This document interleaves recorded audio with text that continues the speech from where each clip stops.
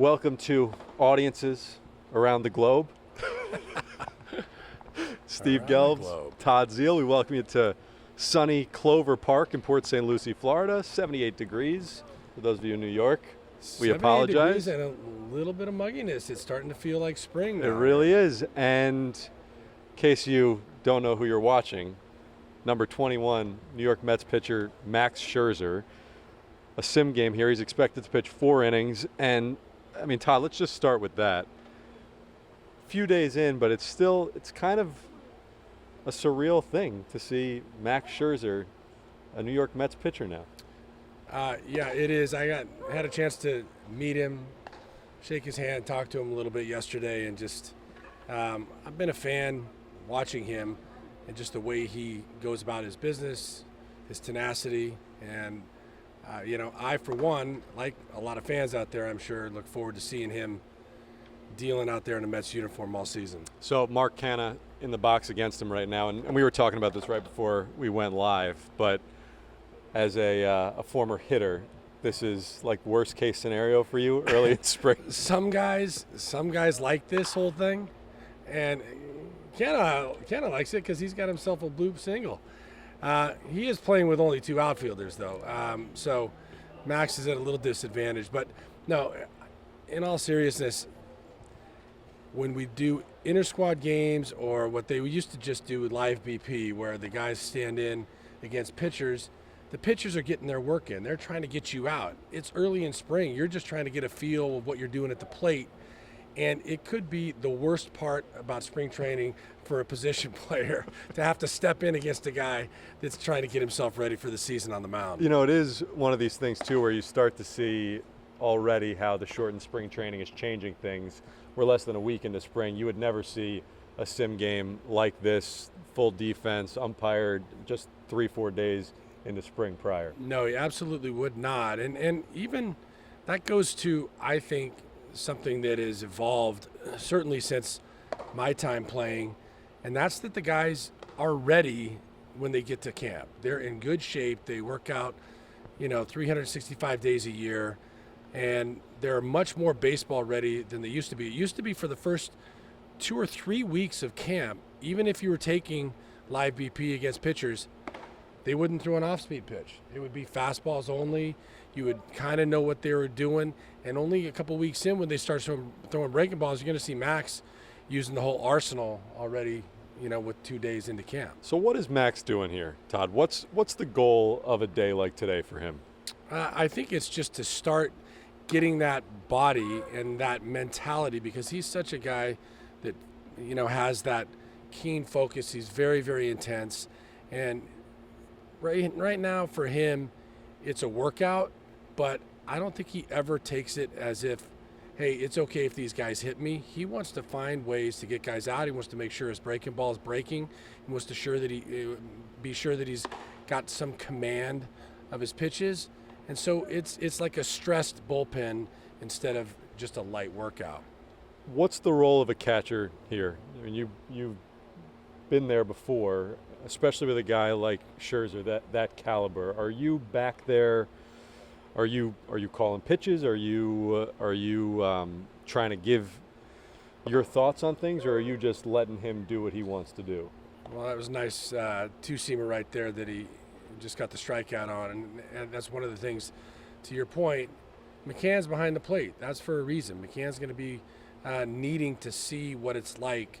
He's seen what it's like to face Max Scherzer from home plate, and he's, I'm sure, been catching him in the bullpen. But it's different when you get into game situation. You get a feel for if you guys are on the same page calling pitches. So, yeah, absolutely. I think he's working with him to try to get that same rhythm that Max is getting. He starts out with a first pitch breaking ball there, back door. And, I think... Fun for Guillorme, huh? Yeah, that's fun. Well, he'll foul off 15 pitches in the next couple of at-bats. This live stream is going to go on for the next 2.5 hours as we try and get through 4 innings of Max Scherzer because of Guillorme up at bat. But, no, I think to that point, I think it's a good question. I think it's as much a learning experience for McCann back there as it is for Max on the mound.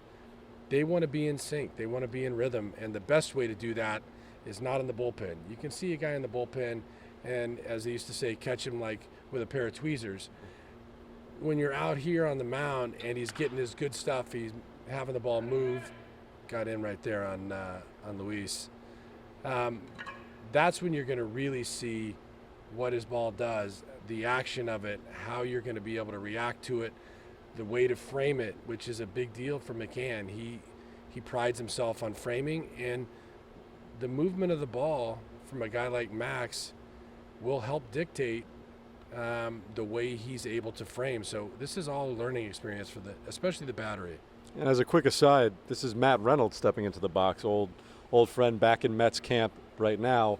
You know, you talk about it from a catcher's perspective, though, Todd. What about from a defender's perspective, from an infielder's perspective? I know, you speak to a guy like Lindor who talks so much about feel and positioning based on what he, thinks reading the hitters, what he thinks of how the pitches are moving. Is there an adjustment from an infielder's perspective, too, of just learning exactly how those pitches move from behind and what hitters do with certain pitches? Is that overblown, or is this useful? No, I think it is useful, and especially for a guy like Lindor, because you make that point. He's very cognizant of the pitch selection, the pitch location, and you'll see him adjust in real time on the pitches based on where he thinks that ball is going to go. And that's the key to being such a great infielder as he is. It's got to be instinctual, like Gretzky always knowing where the puck's going to be. He is watching to see if he says he's coming in, what does that mean? What kind of action does that put? What does that mean for a hitter, especially a right-handed hitter? Is it going to be, more likely to be on the ground, in the hole? So, yeah, they're all learning, and you could see even with he and McNeil over the middle, he's seeing the pitches and he's relaying to Jeff right there, who's covering second, and that will often depend on pitch selection as well. I mean, obviously, with Francisco so deep in the hole there, he's not going to be covering second on a steal, but they are letting each other know fastball or off speed to maybe get that one step advantage that they need sometimes, and that may be the difference between a force out or a base hit.